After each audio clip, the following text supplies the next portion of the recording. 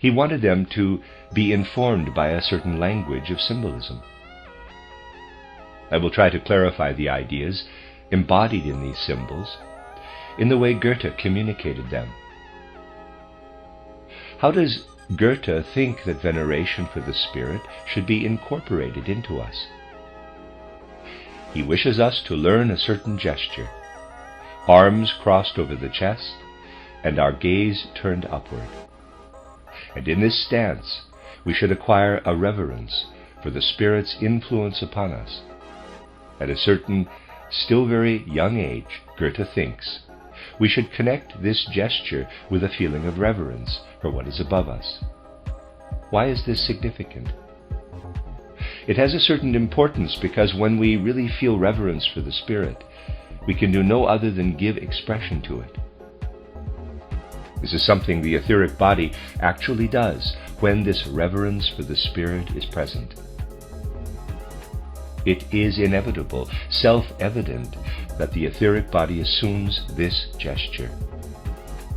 In the fourth post-Atlantean epoch, people still knew this, because they sensed the movements of the etheric body within them. And when they were told to adopt this gesture, they were being told only that they should enliven and perceive the etheric gestures by making the physical correspond to it. Thus Goethe sought a way to grow into the life of spirit. He knew that there is real meaning in fully experiencing the gestures connected with direct expressions of inner life.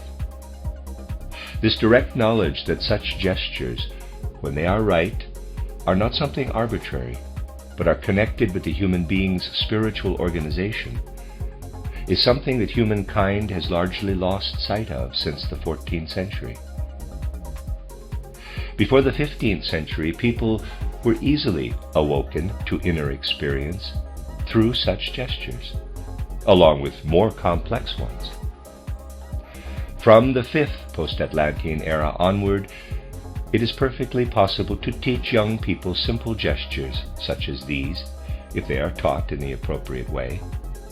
And this is also something that Goethe wishes.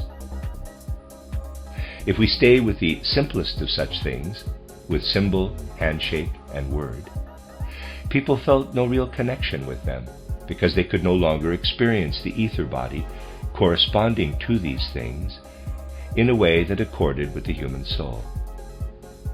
In other words, people began to be reliant on the powers of reason connected with the physical brain.